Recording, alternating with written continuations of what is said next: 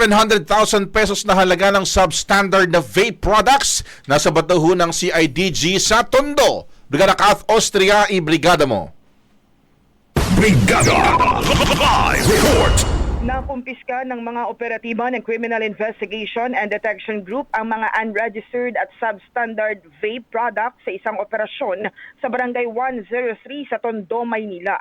Ayon kay CIDG Director Major General Nicolas Torre III, ang naarestong suspect na si alias Christine ay caught in the act na nagbebenta ng vape products na walang kaukulang permit mula sa DTI at Food and Drug Administration na malinaw na paglabag sa National Health and Trade Regulations.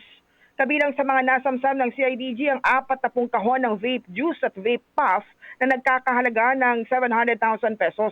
Hawak na ngayon si alias Christine at nahaharap sa kasong paglabag sa Vaporized Nicotine and Non-Nicotine Products Regulation Act at Food and Drug Administration Act of 2009.